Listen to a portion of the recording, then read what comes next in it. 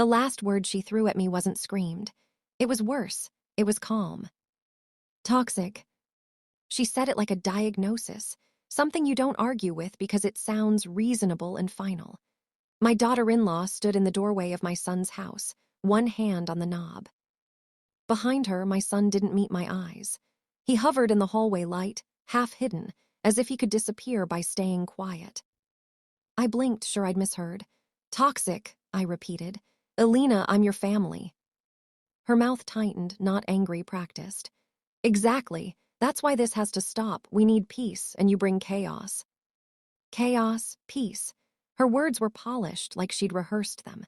Mine felt messy, full of history and love and the kind of loyalty that doesn't fit neatly into a sentence. I held out the pie dish I'd brought, still warm under the foil. Apple, Eli's favorite. I'd baked it like an offering, like if I reminded them of who I'd always been, the door would open the rest of the way. She didn't look at it. You're not allowed here anymore, she said. Don't come to our home, don't call, don't show up. If you need to communicate, you can do it through Eli. Through him, like my relationship with my own son, was now a package that required permission to be delivered. The foil crinkled as my fingers tightened. Heat climbed my neck, anger, humiliation, grief. A part of me wanted to shout, a part wanted to beg. I turned toward my son. Eli, I said, using the name I whispered when he was 4 and feverish. What is this? Talk to me. He swallowed. His jaw worked like he was chewing on words that wouldn't go down. Finally, he said, Mom, please, don't make this harder. Harder? That was the moment the label stuck, not because she said it, but because he didn't fight it. He didn't say, that's not true. He didn't say, she's my mother. He just asked me to shrink. The neighborhood behind me was quiet. A sprinkler clicked steadily, a dog barked somewhere, and the sun made everything look normal, bright, and ordinary, while my insides collapsed. I don't understand, I whispered. What did I do? Alina lifted her chin. You criticize everything. You undermine me.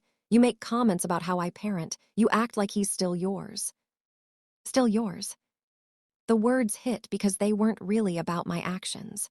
They were about my place. In her world, love was a limited resource, and I was competition she needed removed. I opened my mouth to defend myself, to list the times I'd stepped back, the times I'd apologized even when I didn't know what I'd done wrong. But the doorway had turned into a wall, and I could already picture her telling the story later, how I proved her point. So I did the one thing she didn't expect. I steadied my breath. I'm sorry you feel that way, I said, because anything more could be twisted. I never wanted to hurt you. I love my son. I love your family. Her eyes narrowed. Love isn't enough when it's toxic.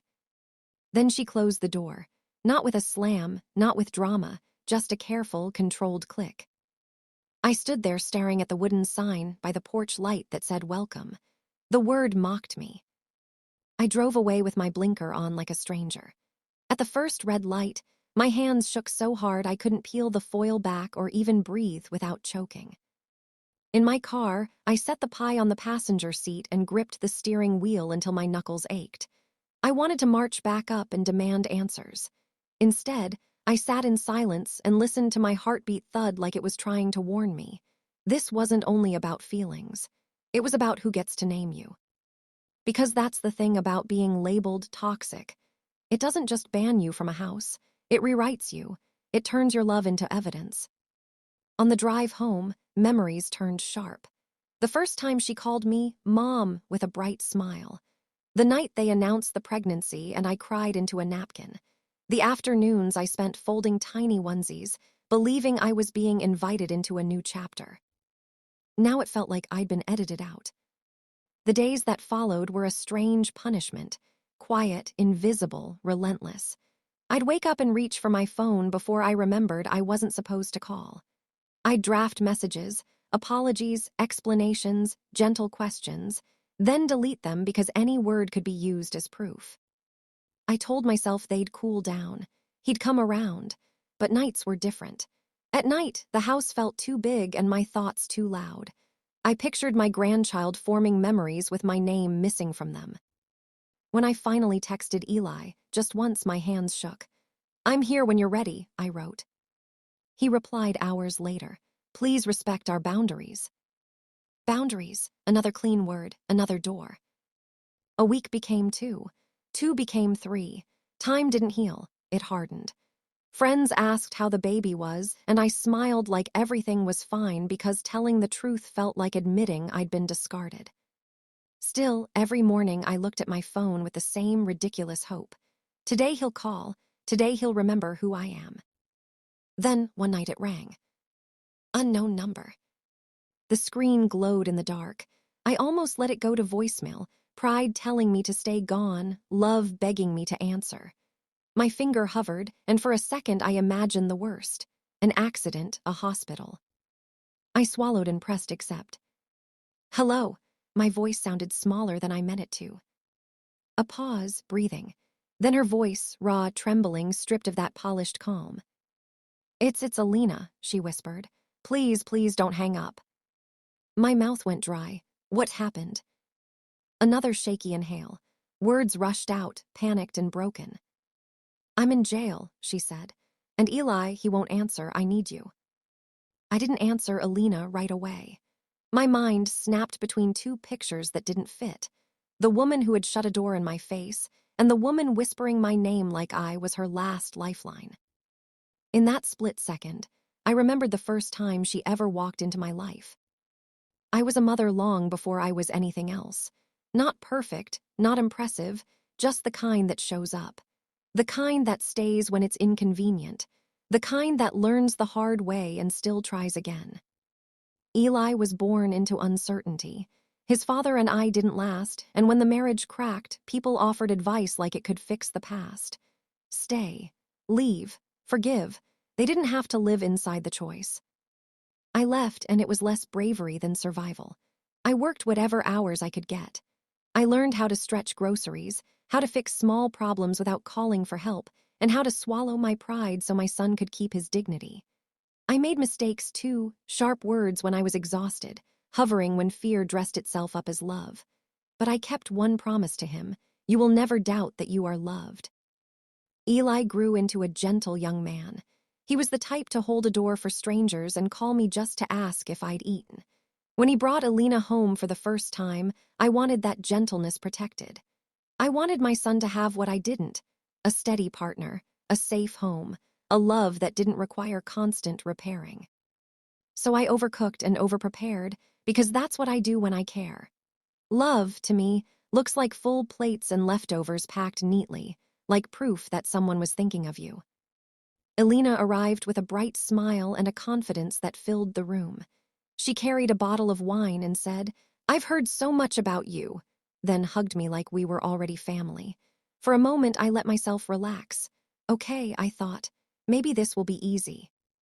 She laughed at my stories. She asked about Eli's childhood like she wanted every version of him: awkward, stubborn, brave, scared. She called me Mom early on, not with hesitation but with bold affection.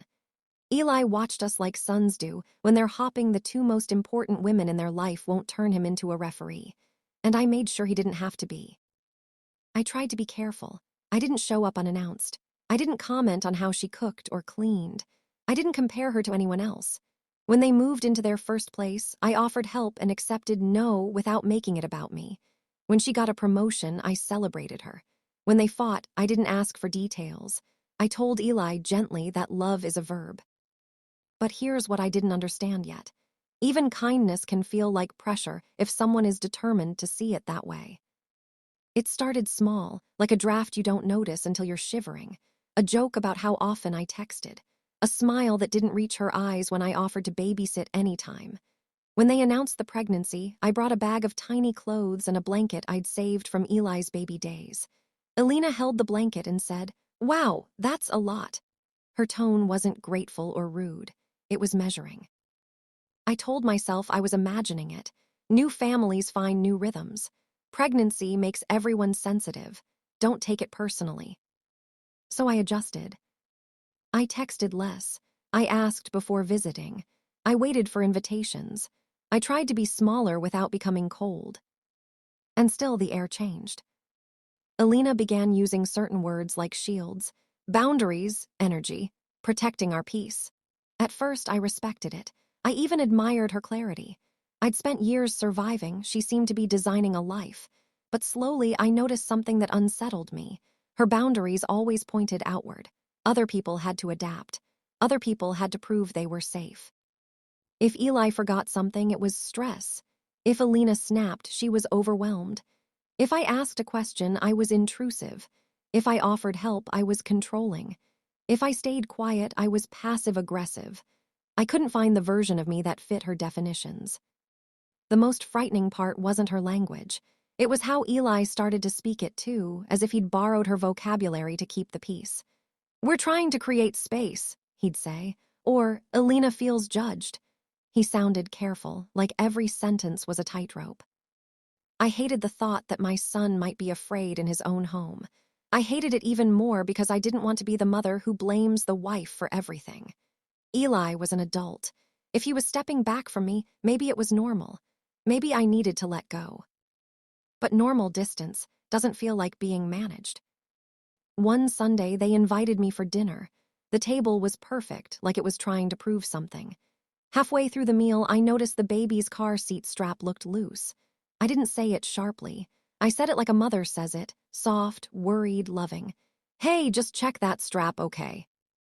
Alina's fork froze. "It's fine," she said, quick and flat. Eli added, "Mom, we've got it." I nodded and swallowed the rest. But later, I heard Alina in the kitchen, voice low and tight. "See, that's exactly what I mean. She always has to correct us." Correct, like safety was an insult, like concern was a power play. That night, driving home, I replayed my words, my tone, my face. I tried to see myself through her eyes. Was I hovering? Was I competing? Was I too much? I'd always measured love by effort. If you care, you show up. If you show up, you help. If you help, you matter. Alina measured love by control. If you care, you stay in your lane. If you stay in your lane, you don't disrupt. If you don't disrupt, you're safe. Support versus meddling. Good intentions versus unintended pressure. The same action, two completely different stories. And the terrifying truth was this. In her story, my love would always be suspicious. Every gift could be a statement. Every suggestion could be an accusation. Every question could be a trap. That's how the ground began to shift under my feet, quietly, steadily, until one day I looked up and realized I wasn't standing in their life anymore. I was hovering at the edge of it, waiting for permission to belong. So when Alina's voice on the phone whispered, "I'm in jail," I didn't just hear panic. I heard the echo of all those small moments, the drafts that turned into storms. And somewhere deep inside me, a warning stirred. Whatever happened next, the story she'd built about me was about to collide with the truth. I stared at the ceiling, phone pressed to my ear, and wondered what kind of help a toxic woman was supposed to give. There's a certain kind of heartbreak that doesn't arrive with a bang. It arrives with a calendar. One empty square at a time.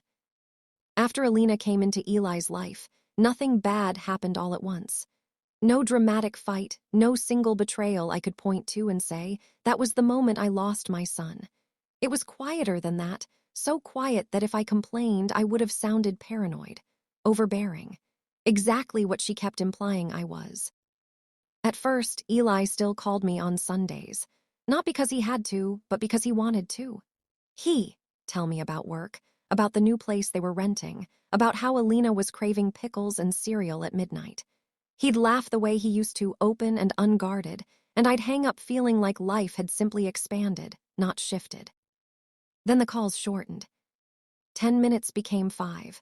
5 became a text that said, "Busy today, love you." And love you started to feel less like warmth and more like punctuation, something added so no one could accuse him of being cruel. I didn't panic. I told myself what every mother tells herself when her child grows up. This is normal. They're building their own life. Give them space.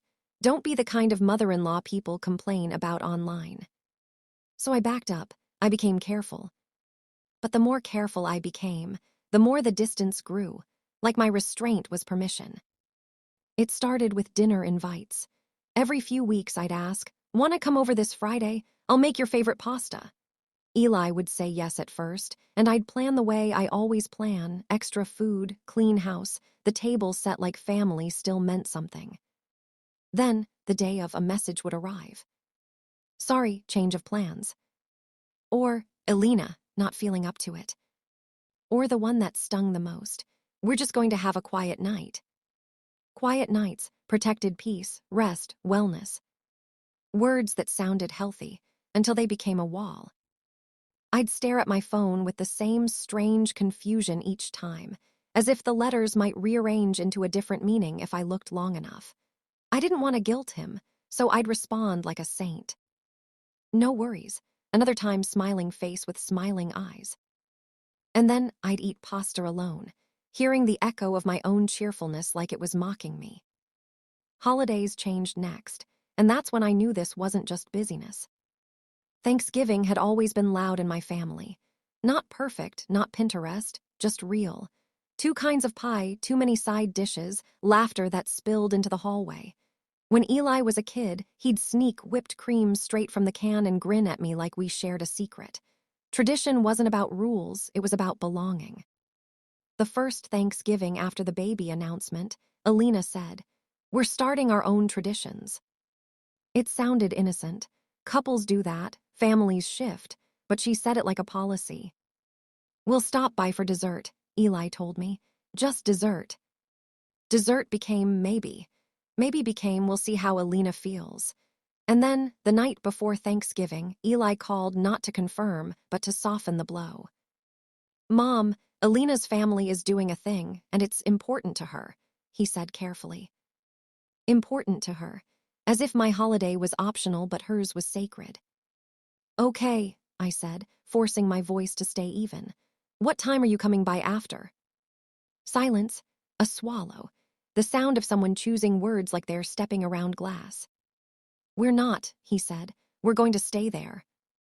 I stared at the kitchen sink, my hands submerged in soapy water that had gone cold. "Eli," I whispered, "it's Thanksgiving." "I know," he said. "I know, but please don't make this a big thing." Don't make this a big thing. That sentence became a leash. It told me my feelings were dangerous, too heavy, too messy, too likely to disrupt their carefully curated peace. It wasn't just a request. It was training. After that, everything got rewritten. My traditions turned into expectations. My invitations turned into pressure. My questions turned into interrogations. If I asked, "How are you doing?" Elena heard, "Are you failing?"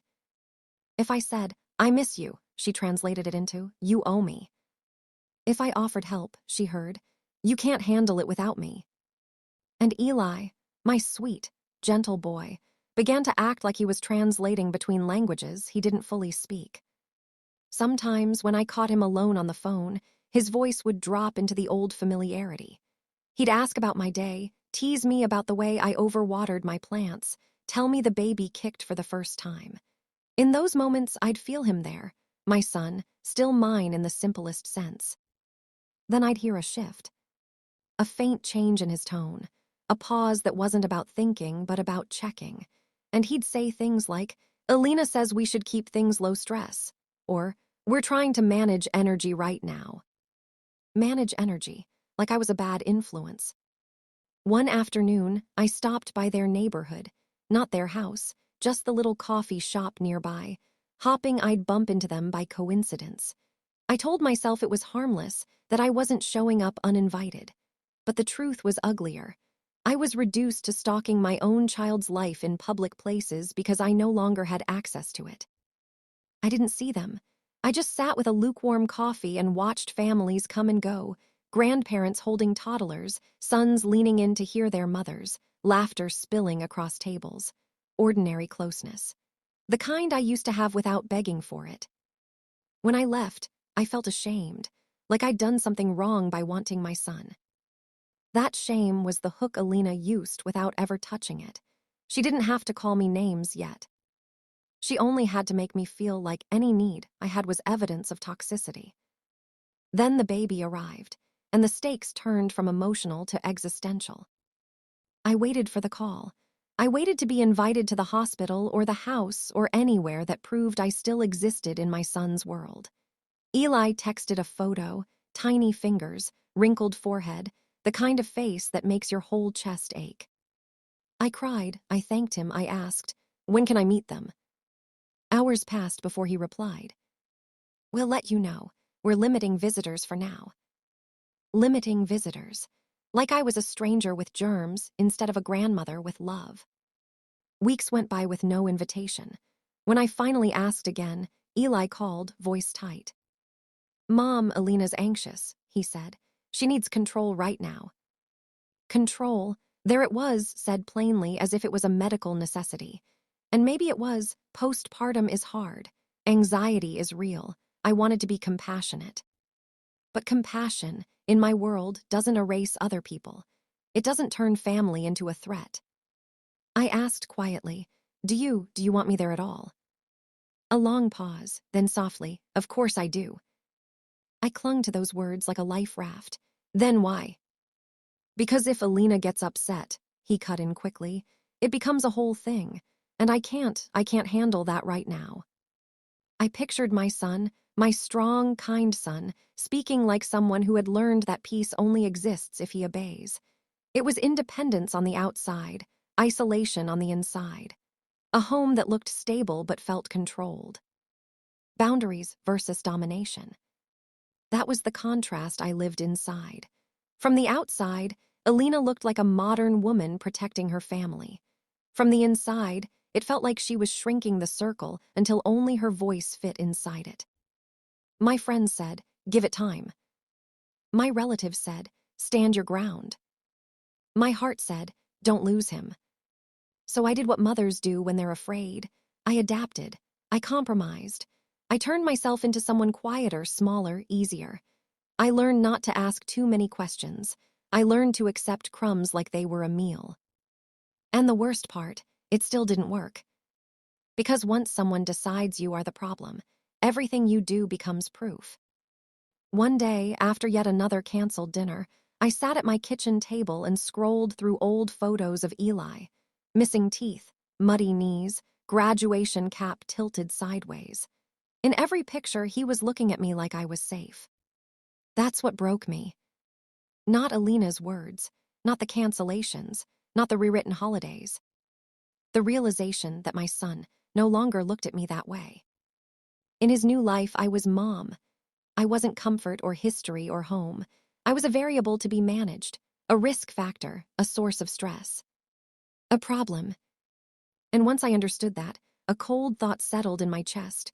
Quiet, heavy, undeniable. If I didn't figure out what was really happening inside that house, I wasn't just losing holidays. I was losing my son. The day I became toxic wasn't the day I raised my voice. It was the day Alina decided my words meant something they didn't. It was a Saturday in early spring, the kind where sunlight makes everyone believe they can start over. Eli texted me that morning, short, almost cheerful. "We're doing a small thing at the house. You can come by for a bit." You can come by for a bit. Even the invitation felt rationed, but I took it like a starving person takes bread. I went to the store, bought strawberries and whipped cream, and stood in the baby aisle longer than I should have, staring at tiny socks like they were holy. I didn't want to overdo it. I didn't want to bring anything Alina could call too much. So I chose one simple gift, a soft book with crinkly pages and bright animals. Small, harmless, safe. When I pulled up, their home looked perfect from the outside. Fresh mulch, a little wreath on the door, the kind of place that says we're doing well, we're stable, we're normal. Alina opened the door with the baby on her hip. Her smile was thin but present, like she was performing friendliness for a camera no one could see. Eli appeared behind her and gave me a quick hug, the kind you give when you're already thinking about what might go wrong. Inside, her family was there. Her sister, her mother, a couple of friends. People I'd met only once or twice. Everyone was polite in that distant way where you can tell they've already heard stories about you. I kept my voice light. I complimented the house. I asked Alina how she was feeling. I kissed the baby's forehead and held my breath, waiting to see if she'd flinch like my affection was an intrusion. She didn't flinch, she just watched me, closely. The baby was fussy, squirming and turning their head away from the bottle Alina offered. Alina bounced gently, her jaw tight. "They've been like this all day," she said, frustration leaking through her smile. I stayed quiet. I reminded myself, don't advise unless asked. Don't comment, don't be the stereotype. But then the baby let out a little cough, one of those wet, hiccupy sounds that makes your whole body react before your brain catches up. Alina's mother brushed it off. "Oh, that's normal." The cough came again, sharper. The baby's face reddened and their tiny hands fluttered. My stomach dropped. I'd lived through childhood colds and fevers. I knew that sound. I knew that look. And the mother in me spoke before my caution could. "Hey," I said gently, stepping closer. "That sounds like congestion. Have you tried sitting them more upright? Sometimes it helps if—" Alina's eyes snapped to mine. "We're fine," she said quickly, cutting me off. I stopped. "I'm not saying you're not, I'm just—" "We're fine," she repeated, louder this time, as if volume could erase my intention. Her sister leaned in with a sympathetic smile, not toward me, toward Alina. "It's okay," she murmured, like Alina was the one being attacked. I felt heat rise in my cheeks. The room went quiet in that subtle way rooms do when tension lands. I forced a small laugh. "I didn't mean anything by it," I said. "You know me, I worry." Alina shifted the baby higher on her hip like she was shielding them from me. "That's the problem," she said, voice still calm but sharpened. "You always worry. You always have to suggest something. It's like you don't trust me to be a mother."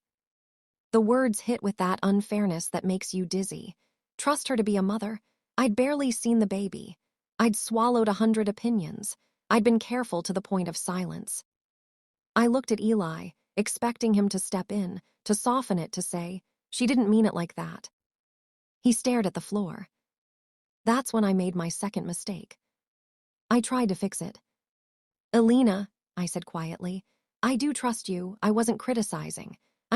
I've raised a baby before. Sometimes experience helps." Experience helps. To me, it was humility, an offering, a bridge. To her, it was a weapon. Her lips pressed together, and I watched her decide, right there, what my sentence would become. "So you think I'm doing it wrong?" she said.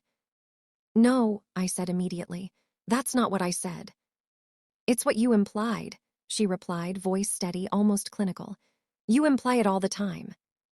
Her mother made a small sound, disapproval, maybe agreement. One of Alina's friends glanced at me and then away, like I'd embarrassed myself. The room tilted into two realities at once. In mine, I was a grandmother concerned about a baby's cough, trying to offer help with love and restraint.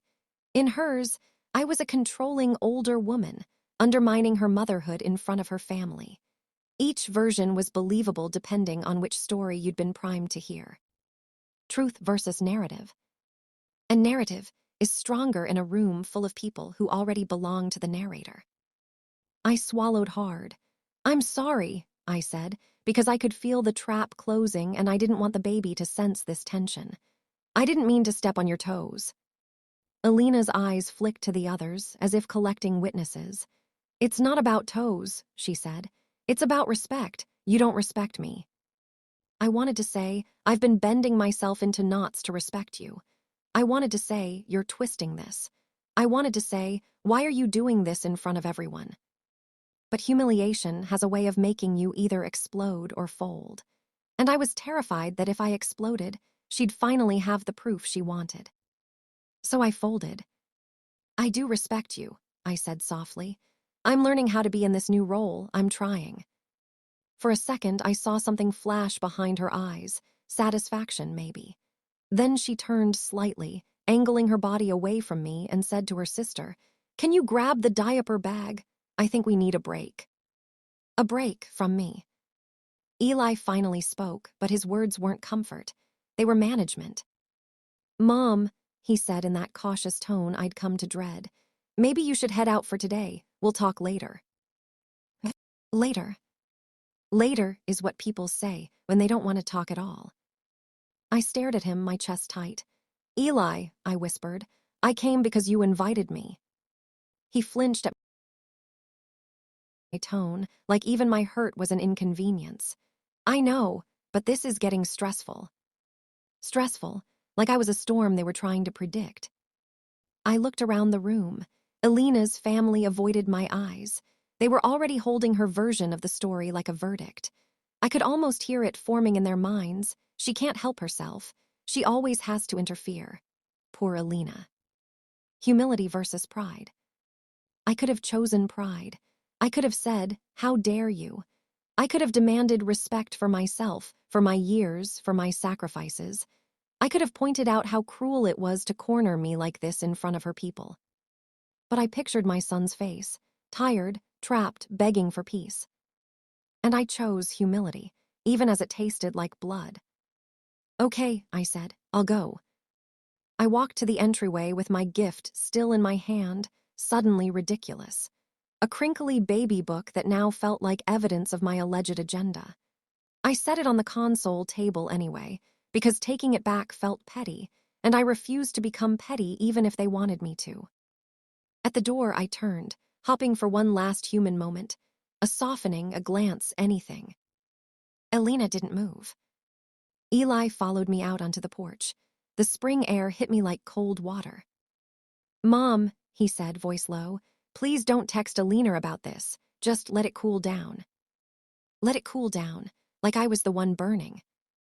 I nodded because I didn't trust myself to speak. I stepped off the porch, and that's when Alina's voice came from inside, clear enough to be heard. "And don't come back unless you can respect boundaries." I froze. The sentence wasn't for me. It was for the room, for her witnesses, for the story. I drove home with my hands shaking on the wheel, feeling like I'd been convicted without a trial. That night, I wrote Eli a careful message. "I'm sorry today got tense. I love you. I love your family. I never meant to criticize Alina." He didn't reply. The next day, I tried again, shorter. "I'm here when you're ready." Still nothing. Days passed, then a week. The silence wasn't just absence. It was strategy. It was how you teach someone they can be erased. Then, finally, Eli texted. "Mom, Alina says you're not welcome at our home anymore. Please don't come here again." Just like that. A permanent label, stapled to my name. And the worst part wasn't the ban itself. It was realizing that in their story, I had become the villain, without ever intending harm, without ever being given a chance to explain, and without my son even looking me in the eyes when the door closed. When you're banished from a place you helped build, your mind does something cruel. It starts building arguments. I would lie awake at night and rehearse speeches like I was preparing for court. I'd picture myself standing in their living room, calm and sharp, listing facts the way a surgeon lists symptoms. I imagined Alina blinking, stunned by my clarity. I imagined Eli finally seeing it, finally saying, "Mom's not the problem. This isn't normal." In those fantasies, I didn't cry. I didn't beg. I didn't soften my words to make them easier to swallow. I spoke truth like a blade. Then morning would come, and I'd look at my phone and remember the actual reality. I wasn't invited into their home, and any blade I lifted would cut the last thread connecting me to my son. Revenge versus integrity. That was the war inside me. My anger said, "Fight, protect yourself. Don't let her write your story. Don't let her turn your love into a warning label." My love said, "Be careful. Stay steady. Keep the bridge intact, even if you're standing alone on your side of it." So I chose the kind of restraint that doesn't feel heroic. It feels humiliating. The first week after the ban, I woke up every day with the same instinct. Call Eli. Fix this. Explain. Make him hear my voice again before it became something he only remembered as noise. But I didn't. I stared at the green call button until my eyes burned. I typed messages and erased them.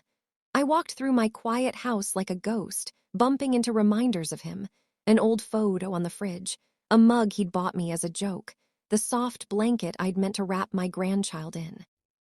Silence can be loud when you didn't choose it. On the 10th day, I wrote a letter by hand. I don't know why I trusted paper more than a screen, maybe because paper feels human, like it can't be twisted as easily. My handwriting shook at first, then steadied. I kept it simple. No accusations, no defense, just love. Eli, I'm sorry for any way I've added stress. I never wanted to hurt Alina. I love you. I'm here when you're ready. I read it twice, searching for any word that could be interpreted as guilt or manipulation.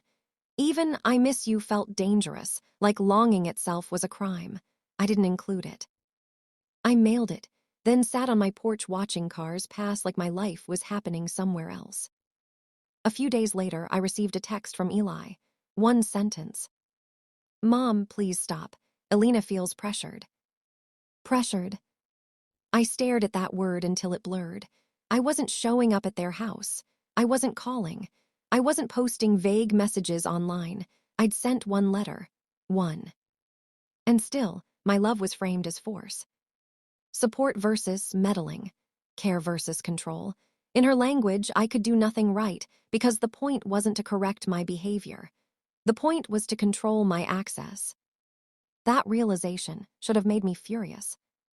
Instead, it made me careful. If Alina could make one letter look like pressure, what would she do with a confrontation? What would she do with tears? What would she do with anger? She would call it proof. So I stopped, completely. And that was the hardest part, not the ban, but the self-erasure. It went against every mother instinct I had. When your child is in trouble, you run toward them. When your child is pulled away from you, you pull back. You don't let go. But I did, because holding on too tightly was exactly the trap she wanted. Desperation versus dignity. There were nights I walked to my front window at 2 a.m. and stared at the street like Eli might suddenly drive up, like he might realize he'd made a mistake and come back to the place where his name still lived in my mouth like a prayer. I hated myself for that hope. Hope can make you pathetic if you're not careful. So I tried to become the kind of person who could carry it without breaking. I signed up for therapy.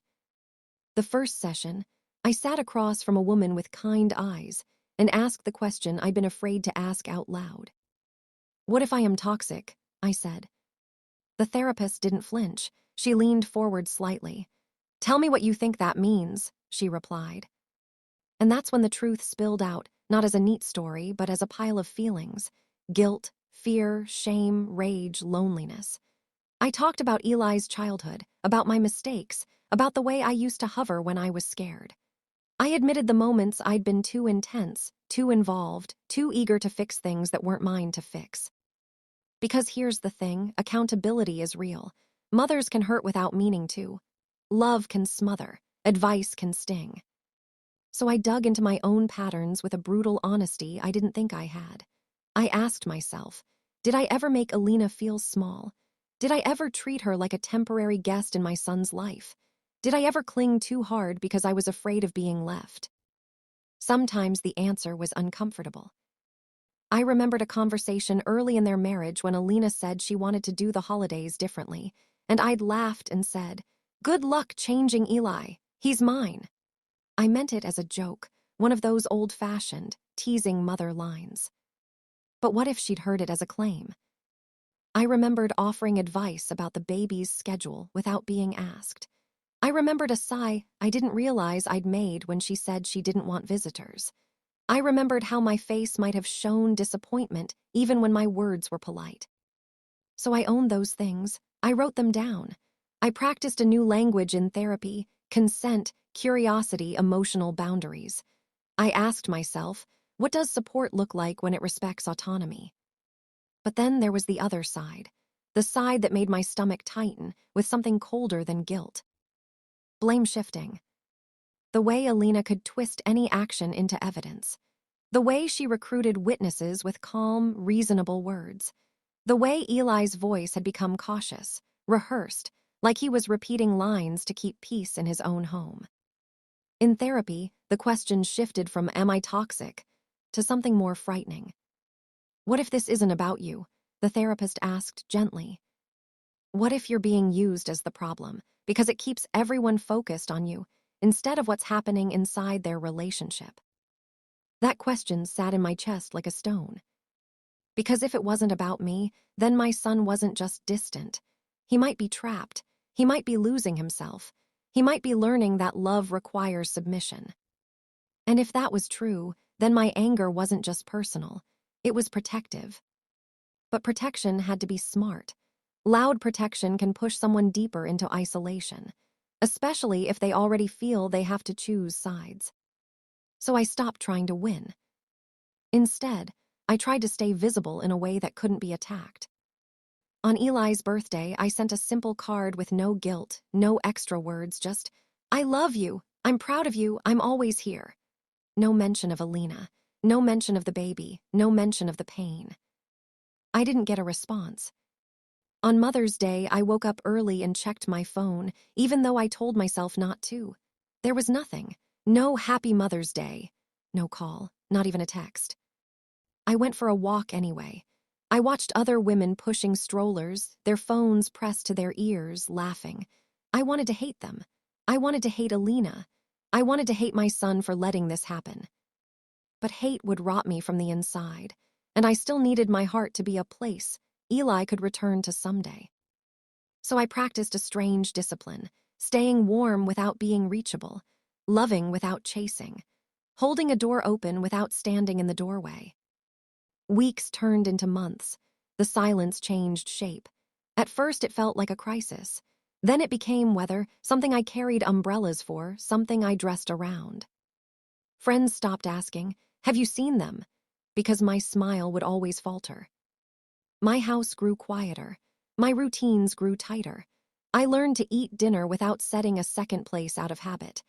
I learned to stop flinching every time my phone buzzed because it was never him. And slowly, without my permission, a new normal formed. Not a healed normal, not a happy normal. A hardened one. A normal where my son existed in my life like a photograph, present but untouchable. And in that hardening silence, something else began to happen too, something I didn't recognize at first. My love stopped being hungry. It became watchful. Because if Alina could ban me with a word, and Eli could accept it with silence, then one day, sooner or later, something would crack. A story built on control always does. And when it did, the phone would ring again. I just didn't know the voice on the other end would be hers. For a heartbeat after Alina said it, my brain refused to cooperate. "I'm in jail."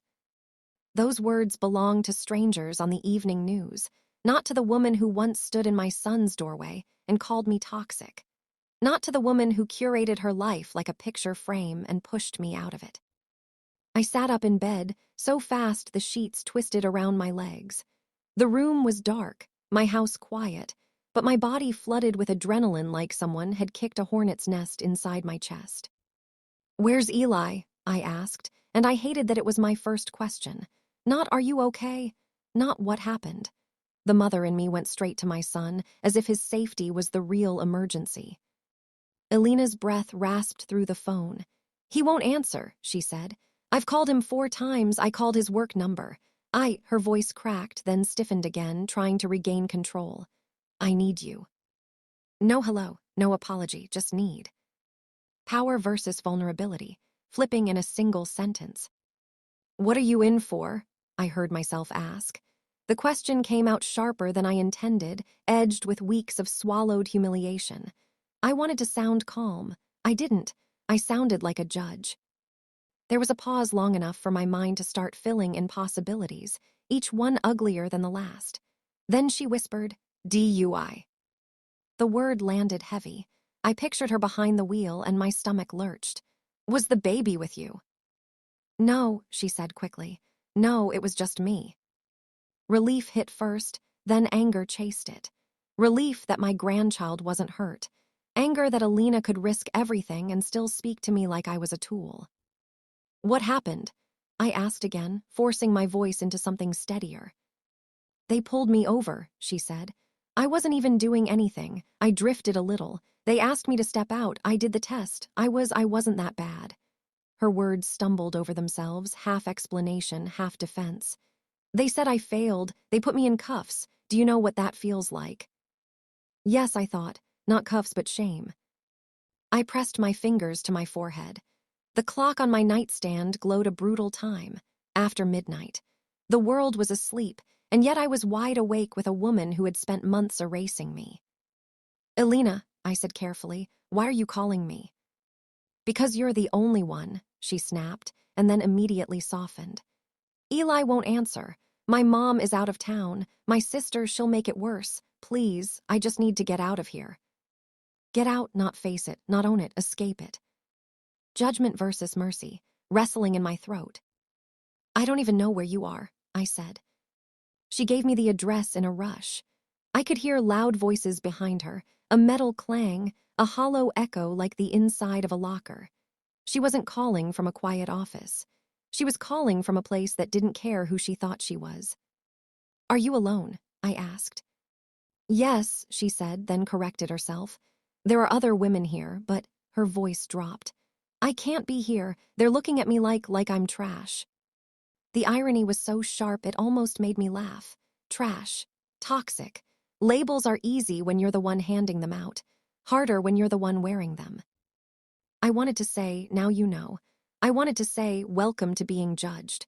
I wanted to say, call your husband, don't call me. Instead, I swallowed, because my grandchild existed on the other side of this phone call.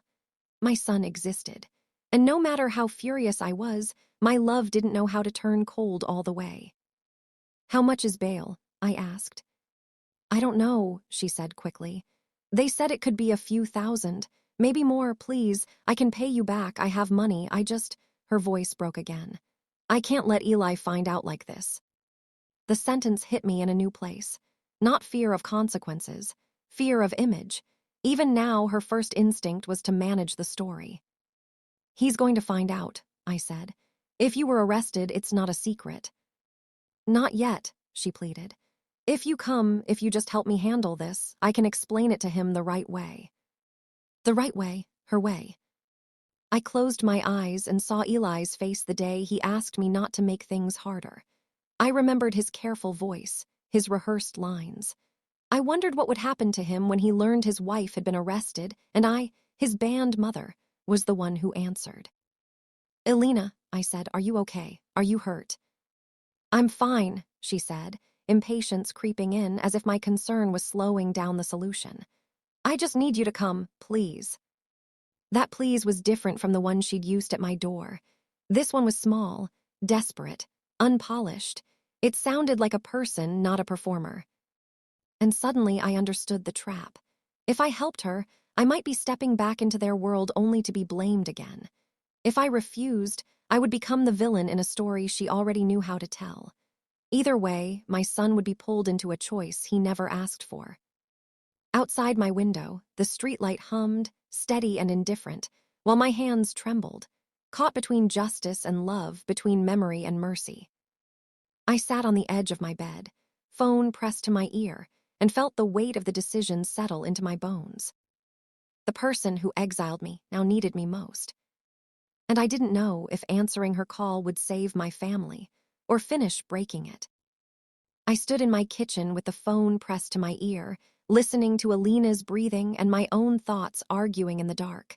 Part of me wanted to let the silence punish her, let her sit with consequences, let her learn what it feels like when no one comes. But another part of me, the part that had rocked Eli through fevers and heartbreaks, knew punishment doesn't always teach. Sometimes it only hardens. And if Alina hardened, Eli would be the one living beside it. My grandchild would be the one absorbing it. So I made a decision that wasn't soft, but it was steady. I'm going to help you, I said, but you're going to listen to me. Alina exhaled. Thank you. No, I corrected, before gratitude could turn into entitlement. Here are my terms. You tell me the truth, all of it. And when you're out, you don't pretend it didn't happen. Accountability, Alina, not damage control. A pause. Okay, she said, thin as paper. Good. Now tell me where you are again. She repeated the address.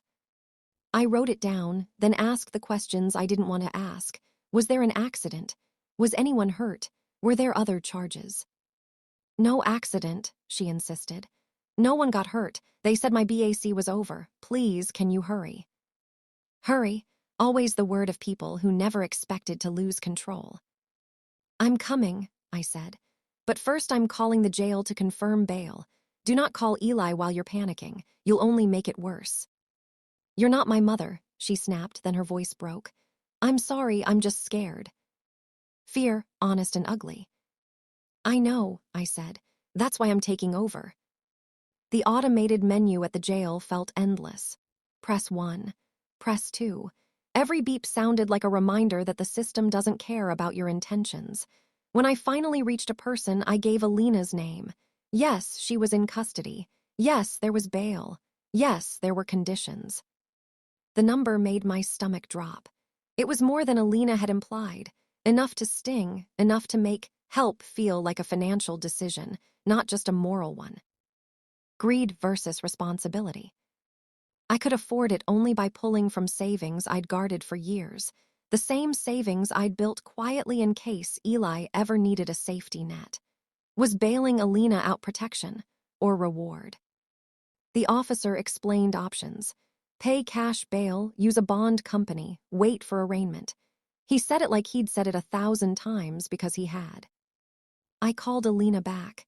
Here's the bail, I told her. I can cover it, but I'm not doing this to buy your gratitude or your silence. I'm doing it to keep things from getting worse tonight. I'll pay you back, she said fast. Tomorrow. You will, I said. And you're calling a lawyer in the morning, a real lawyer, before you say a word to Eli. Eli can't know, she pleaded. Eli has to know, I replied, and my voice surprised me with its firmness. Keeping secrets is what makes things rot. She went quiet, then smaller, he'll be furious. Maybe, I said, but fury is better than a lie. I changed clothes, grabbed my keys, and drove through empty streets, streetlights sliding across my windshield like slow, judgmental eyes. Alina called again. I answered on speaker. Did you leave? She asked, frantic. Yes, stop calling unless it's urgent. It is urgent, she said. They said if I can't pay soon, I'll have to stay until morning. You will stay until morning if I have to, I said. You're not going to dictate this with panic. She exhaled sharply. You're being mean. I'm being responsible, I said. There's a difference. The building looked bright and blank, like a place designed to hold mistakes. Inside, fluorescent lights made everyone look tired.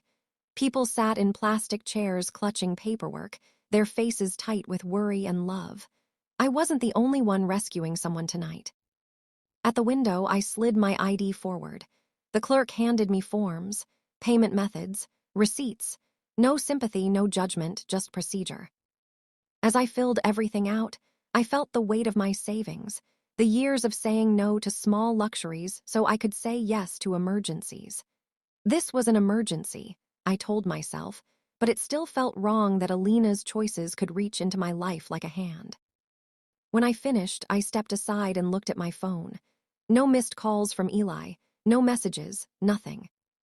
That's when the next decision rose up like a wave.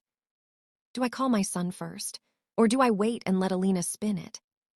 If I stayed quiet, Alina would control the narrative. Tell Eli I rescued her because I finally understood. Or she'd claim I interfered. Any version was possible.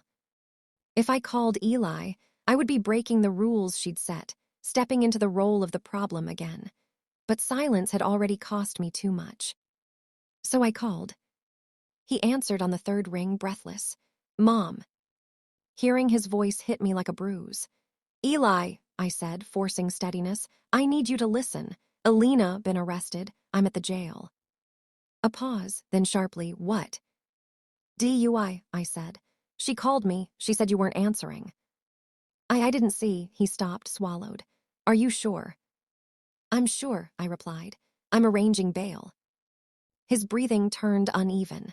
Confusion first, then anger looking for a place to land. Why would she call you? He demanded, and underneath it was something more painful.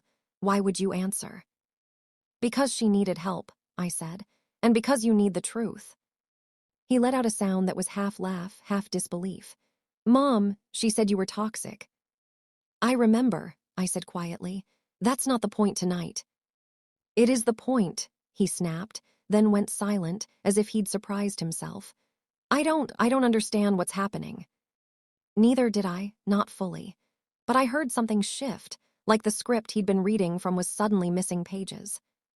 Eli, I said, I'm not calling to fight. I'm calling because your wife is scared and because secrets will destroy you faster than consequences. He didn't answer right away. Then, in a small voice that made my chest ache, he said, Things haven't been perfect. There it was, the first crack in the picture frame. The perfect couple image, controlled, curated, untouchable, splintering with one honest sentence. And as I stood under fluorescent lights with paperwork in my hand, I realized this night wasn't just about a DUI. It was about what had been hidden to keep everything looking fine. I asked him where he was. Home, he said, voice tight, with the baby. Good, I said, relief and fear tangled together. Stay there. Don't drive out here angry, just be present. He exhaled. Why didn't she call her mom? I asked myself the same thing, I admitted. She said her mom was out of town. Eli, I'm not taking sides. I'm handling a crisis. But you deserve to know before it becomes a rumor. I could have used a bail bond company, fees, collaterals, strangers profiting off panic.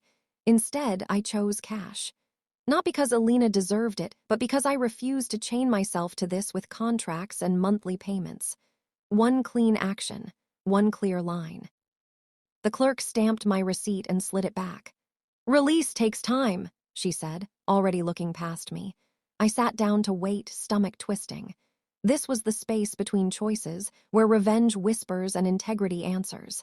I hated that part of me felt satisfaction. I hated it because it proved how easily hurt turns into cruelty. My phone buzzed again. Alina, quieter now. Did you pay? Yes, I said. You'll be released when they process it. And here, another boundary, you tell Eli tonight. I won't be your secret. She inhaled sharply. You don't understand him. I understand him better than you think, I said. And I understand what it's like to live around someone's anger and call it peace. The officer had mentioned conditions. No driving, a court date, and mandatory paperwork. Consequences weren't optional anymore. They were scheduled. I wanted Alina to feel that weight, not hand it to me like another task alone. Alina stepped out of the side door like someone walking out of a bad dream. Eyes swollen, hair flattened, chin still lifted as if pride could keep her warm. For a second, she studied my face, searching for the version of me she'd invented. The toxic woman who would gloat, lecture, or punish. When she didn't find it, her expression flickered, confusion, relief, and then a thin edge of irritation, like my calm ruined her script. Let's go, she said hoarsely. No thank you, no apology, just urgency dressed up as authority. Power versus vulnerability, again. I didn't start the car. Before we go, I said, you're going to tell me the truth. I did, she snapped. No, you told me the version that makes you look least guilty. I need the whole thing. Because Eli is home with the baby, and I'm not letting you walk back in there carrying lies like gasoline. Her eyes darted away. I had a couple drinks. The officer didn't sound like a couple, I said, and your bail didn't either. Silence right now. I drove anyway. Alina sat rigid, arms crossed, as if even the seatbelt was accusing her. I need my phone, she muttered. You'll get it, I said, but first you call Eli. I can't, she whispered. Not like this. Like what? I asked. Like consequences. She flinched at that word. We pulled into their driveway. The porch light was on. Eli stood in the doorway with the baby against his shoulder, rocking gently. His face looked hollowed out, like he'd been awake for years instead of hours. Eli's eyes went to me first, really to me, and for the first time in months, he didn't look like he was managing a problem. He looked like a son who didn't know where to put his fear. Then his gaze snapped to Alina. What happened? He asked, voice tight. Alina took a step, then stalled as if the doorway had turned into a courtroom line. It's nothing, she began automatically. They. Stop, I said. Both of them froze, even Alina. I surprised myself with my own steadiness. Eli, I continued, it's a DUI. I paid the bail. There will be a court date. Alina's head whipped toward me. Why would you? Because you were about to lie, I said, final. And I'm done being used to carry the weight of what you won't face. Eli's mouth opened, closed. His anger flashed, then scattered like it didn't know where to land. Alina, he said, voice cracking, is that true? Her throat bobbed. Yes, but it's not. How long? Eli asked. She blinked. What? How long has this been happening? His voice sharpened, not cruel, just exhausted. How long have you been drinking and driving? Alina's pause was loud. Eli's shoulders sagged. He looked down at the baby and pressed a kiss to their head, like he needed proof that something in his life was still pure. You promised, he whispered. You promised you stopped. Stopped. The word cracked the night open. Not tried, not struggled, stopped. So this wasn't random. It was a pattern. Alina's eyes filled, but her voice went defensive. I'm under stress. You don't help. You work and come home and act like everything is fine while I'm drowning. Eli flinched like he'd been slapped. I'm holding us together, he said. I'm holding you together. Appearance versus reality. The calm picture they posted versus the chaos he was swallowing. I stayed near the porch rail, not stepping inside. Even now, I respected the boundary she'd weaponized. The irony tasted bitter. I could pull her out of a cell, but I still couldn't cross a threshold. Eli stared at Alina. Was there an accident? No, she said quickly. No one got hurt. Not this time, Eli murmured, and the smallness of that sentence scared me. He turned toward me. Mom, he said quietly, and the word landed on me like a hand. Can you stay, just for a second? Alina's eyes widened, shock first, then anger, as if my presence was the real betrayal. I'll stay out here, I said. I'm not here to fight, I'm here to keep this from getting worse. Eli nodded and carried the baby inside. Through the open door I heard low voices, Alina rising, Eli steady but shaking. The baby fussed, then quieted. Minutes passed like hours. When Eli came back out, he was alone. The baby slept again on his shoulder. Eli didn't look at me right away. He stared at the yard, neat hedges, tidy walkway, the kind of setting that made their life look peaceful from the street. I'm sorry, he whispered, about all of it. My throat tightened. Eli. He shook his head. No, I've been terrified. Eli was the kind of person who fixed things. Terrified was not supposed to belong to him, and yet I could hear how true it was. Every time you called, he said, my stomach dropped, not because of you, because of what would happen after. She'd ask what you said, what you meant, why you asked. If I defended you, it became a loyalty issue. If I didn't, I hated myself. Walking on eggshells. The phrase flashed in my mind, and suddenly every cautious phone call, every rehearsed sentence made sense. Why didn't you tell me? I asked softly. His eyes shone. Because she told me you, use it, he said. She said you'd try to break us up, that you'd make me choose. He swallowed, and I didn't want to choose, I just wanted peace. Loyalty versus fear. His loyalty to the marriage chain to fear of conflict, fear of being the bad guy, fear of losing his baby. Peace shouldn't cost you yourself, I said. He nodded. She checks my phone sometimes, he admitted. Not always, but enough that I learned to delete things. If I talk to a coworker, she asks questions for an hour. If I'm late 5 minutes, she's convinced I'm lying. My chest tightened. Eli. He rushed on like if he stopped he'd lose courage. And money, there's debt I didn't know about, credit cards, loans. She said it was for the baby, for the house, for things we needed. But some of it is just gone. Boxes show up and disappear. When I ask, she cries or she screams or she tells me I'm controlling. Hidden debt, volatile jealousy, accusations that flipped roles until Eli was always the one apologizing. And the drinking, I asked. Eli's jaw clenched. She swore she quit. After the first time I found her passed out on the couch. Then I'd smell it and she'd say it was mouthwash. If I pushed, she'd say I was paranoid, like I inherited it from you. From you.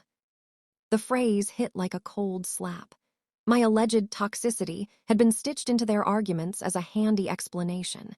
Eli's concerns weren't valid, they were inherited. I stared at him. Did she tell you to cut me off? He looked back toward the house, then back at me. She said you were dangerous, he whispered.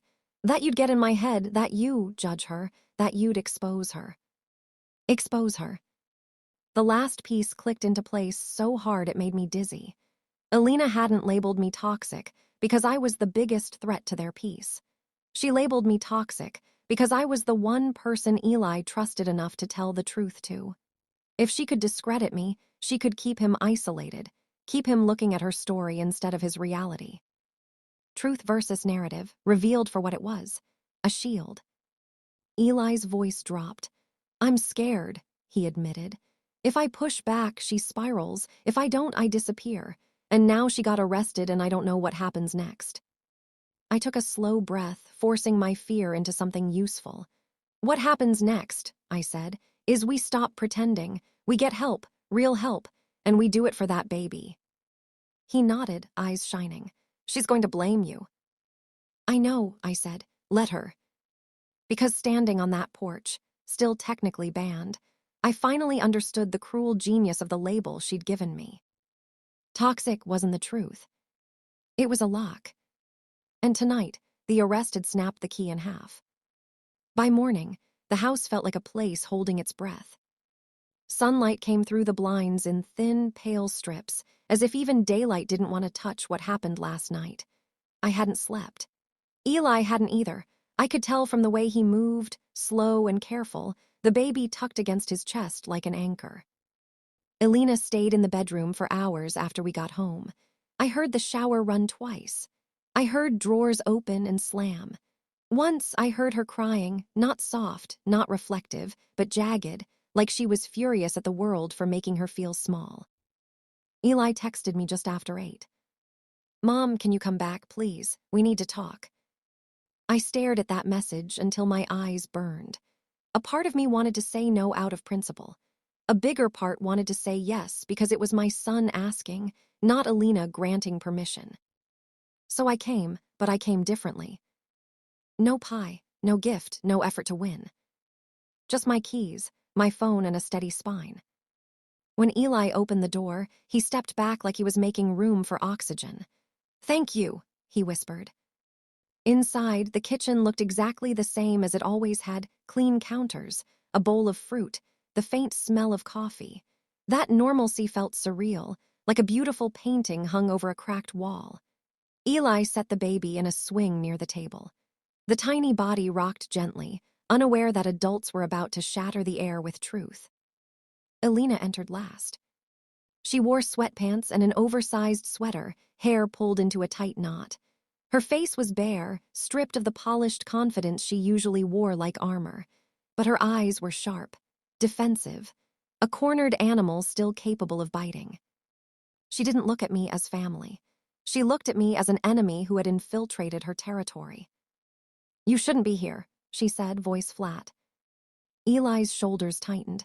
I asked her, he replied. Alina's gaze snapped to him. So now you're choosing her.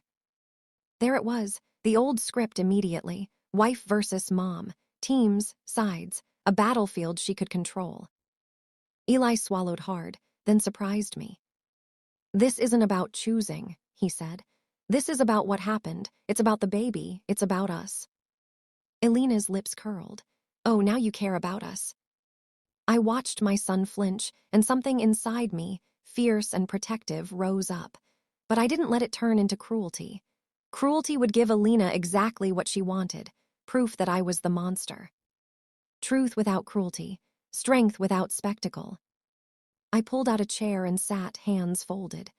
Alina, I said quietly, I'm not here to attack you. I'm here because last night you called me from jail. She scoffed. I had no choice. You did, I said evenly. You had many choices. You chose the one that got you arrested, and you chose to call the person you banned. Her eyes flashed. Don't you dare act like you're some hero. I'm not, I replied. I'm a grandmother who didn't want my grandchild's mother to spend the night in a cell. That's all. Vindication versus compassion. My chest wanted vindication. But my voice chose compassion because my son was watching how I handled power. If I wanted him to become an adult, I had to act like one. Eli sat across from Alina, elbows on the table, hands clasped like he was praying. "Why didn't you call me?" he asked softly. Alina's face twisted. "I did call you." "And I didn't answer," he admitted, shame flickering. "Because I was asleep, because my phone was on silent, because—" He stopped, took a breath. "Because I didn't know." Alina leaned forward, nails tapping the table. "Well, now you know. Congratulations. Are you happy?" Eli's eyes filled. "No," he said, voice breaking. "I'm scared." That word, scared, hung in the kitchen like smoke. Alina blinked, and for a second I saw something human underneath her defensiveness. Then it hardened again. "Scared of what?" she snapped. "Me." Eli didn't answer immediately. His silence was an answer. Alina let out a laugh that sounded wrong in a kitchen with a sleeping baby. "Unbelievable. After everything I do for this family." Eli's jaw tightened. "You drove drunk," he said, steadier now. "You could have killed someone." "I did," she shot back. "But you could have," Eli replied. "And it wasn't the first time, was it?" Alina's eyes darted toward me, then back to Eli. "Why is she here for this?" "Because she shouldn't have been," Eli said, voice gaining strength. "Because you made her a villain so you wouldn't have to face what you were doing." Alina's cheeks flushed. "Oh, so now I'm the villain." Weakness versus strength. The weakness was spinning, deflecting, rewriting. The strength was staying on the truth even when it hurt. I spoke carefully. "Alina, I'm going to say something and you're going to want to twist it. Please don't." She stared at me, as if daring me to fail. "I don't know everything that's happened between you and Eli," I continued. "But I know this. Labeling someone toxic doesn't solve anything. It just gives you a way to shut them out. And you used that label on me." Her mouth opened, but Eli raised a hand. "Let her finish," he said. That, more than anything, told me we were at a turning point. My son wasn't asking for peace at any cost anymore. He was asking for truth. I nodded once. "I have made mistakes," I said. "I know I can be intense.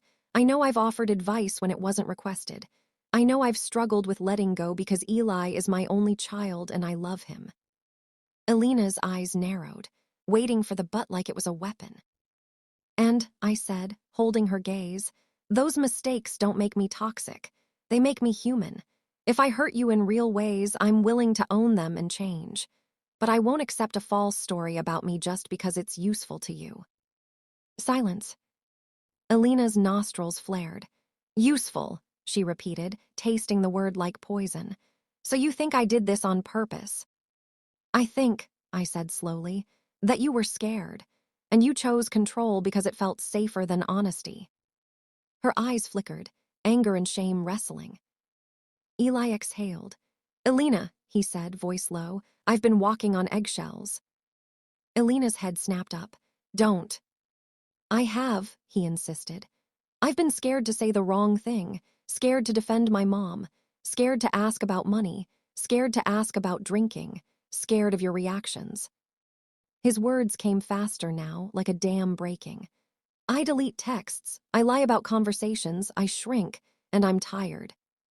Alina stood abruptly, chair scraping the floor. The baby stirred, whimpering, then settled again. "You're making me sound abusive," Alina hissed. Eli stared at her, eyes wet. "I'm telling you how it feels," he said, "and you can either hear me or keep fighting the feeling instead of the problem." Alina's hands trembled. "I'm under pressure," she said, voice cracking. "You think I enjoy this? You think I wanted to end up in jail? I'm trying to be a good mom. I'm trying to be a good wife. And then your mother shows up and—" "And what?" I asked softly. Alina's gaze swung to me, and she looks at me like I'm failing. I felt something pinch in my chest, not because it was true, but because I could see how she believed it. "I didn't want you to fail," I said.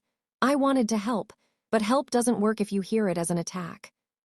Alina's voice rose. Because you always have to be right. I leaned forward slightly. No, I said calmly. Because I'm older and I've seen what happens when people pretend everything is fine. It doesn't get fine, it gets dangerous. The word dangerous landed hard, because now we had proof. Alina's eyes filled. So what? You're going to take him from me?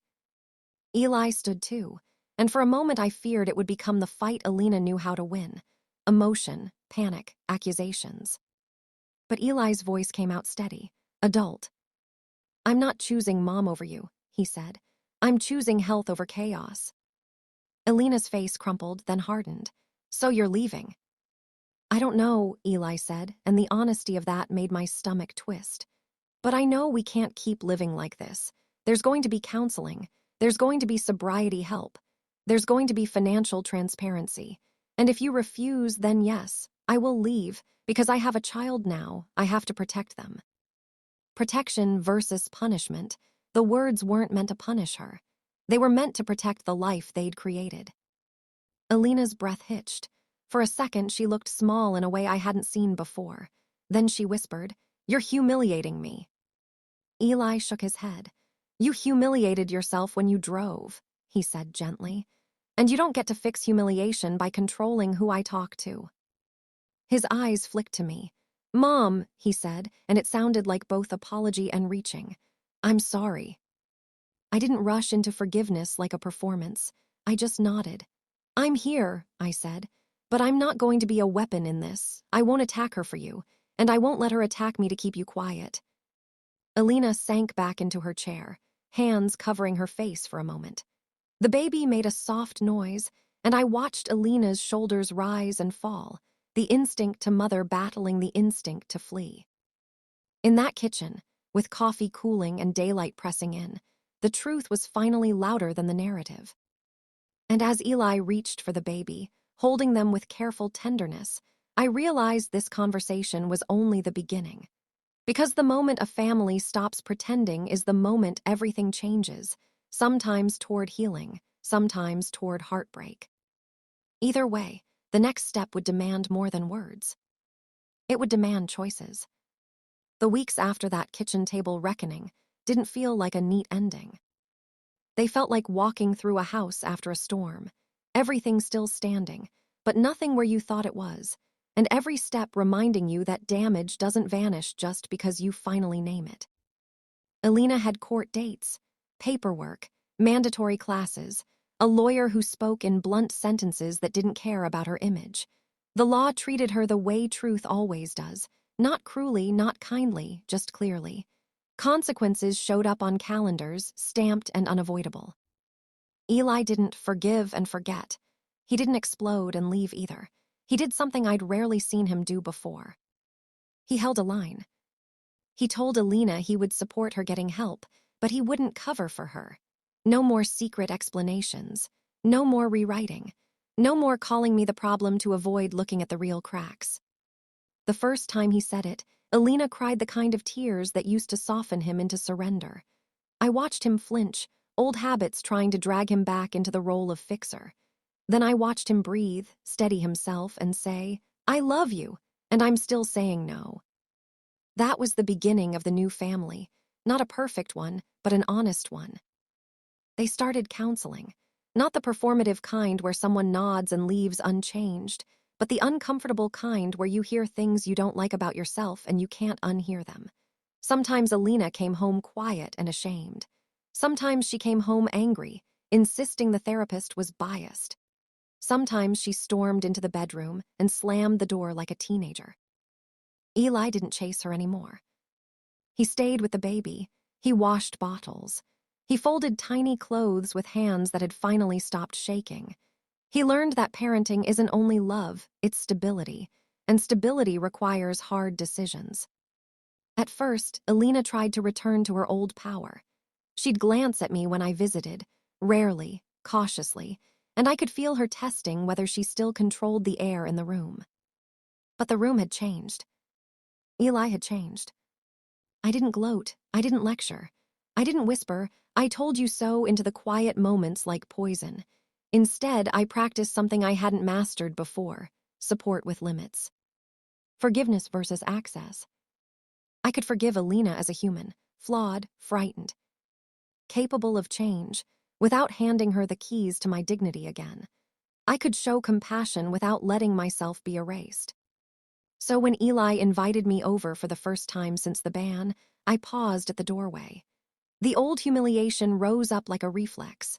The welcome sign still hung there, and for a second, it felt like it was daring me. Eli opened the door wider. "Come in, Mom," he said softly. Alina stood behind him. Her arms were folded, but her face wasn't hard. It looked tired. "I'm sorry," she said, and the words sounded unfamiliar on her tongue. Not polished, not strategic, just small. I nodded once. "Thank you," I replied. That was it. No dramatic hug. No instant reconciliation. No pretending months of silence didn't exist. I walked in like someone entering a place that had once been stolen from them and returned imperfectly. The baby reached toward me, fingers opening and closing, and I felt my chest tighten with something that was both grief and gratitude. I held my grandchild gently, whispering my name into their ear like it mattered. Like I mattered. Eli watched us with eyes that looked older than before. When the baby finally settled against my shoulder, he exhaled, as if he'd been holding his breath for months. "I didn't know how to fix it," he confessed later when Alina stepped into another room.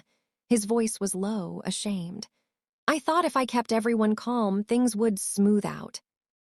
"Calm isn't peace," I said, and I kept my tone gentle because I wasn't here to punish him for surviving the best way he knew how. He nodded, tears in his eyes. "I missed you," he whispered. Those words could have shattered me. Instead, they healed something slowly, like warmth returning to a hand that had gone numb. Alina's recovery wasn't a straight line. Some days she owned her choices with a maturity that surprised me. Other days she slipped into blame, claiming stress or postpartum or anyone but herself. The difference now was that Eli didn't accept blame as payment for her discomfort. There were rules, real ones. No driving after any drinking, ever. Financial transparency, shared access to accounts, monthly statements reviewed together. Counseling continued. And when Alina spiraled, Eli didn't hand her my name as a distraction. He held the mirror steady. Peace versus enabling. That became the moral line we all lived by. Peace wasn't silence anymore. Peace was truth spoken calmly. Peace was consequences honored. Peace was boundaries that protected people, not power. As for me, I changed too. I learned to ask before giving advice. I learned that love doesn't have to prove itself with constant effort. I learned that being needed can be a trap if it makes you ignore your own worth. I stopped measuring my value by my access to Eli's home and started measuring it by the steadiness of my character. I didn't become colder. I became clearer. And slowly, so slowly it almost didn't feel real, Eli came back to me in pieces. A Sunday call that lasted 20 minutes, a photo of the baby with a caption, "They smiled today," a question about my day that wasn't rushed, an invitation that didn't feel rationed. Trust doesn't rebuild like a wall. It rebuilds like a garden, one small act at a time, with patience and boundaries like fences that keep the growing things safe.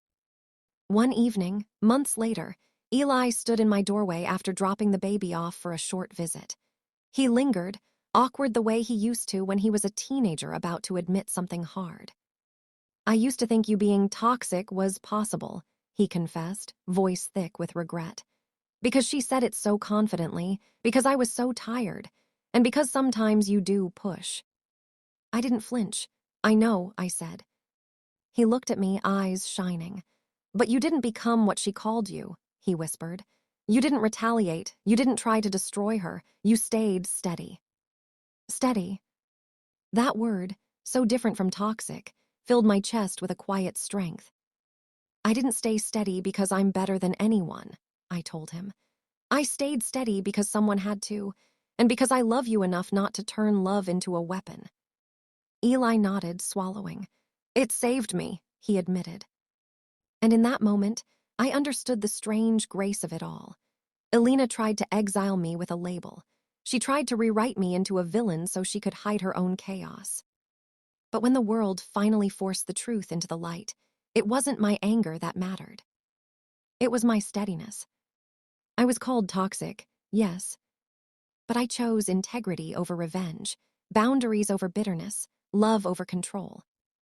And that choice, quiet, stubborn, unglamorous, became survival for all of us.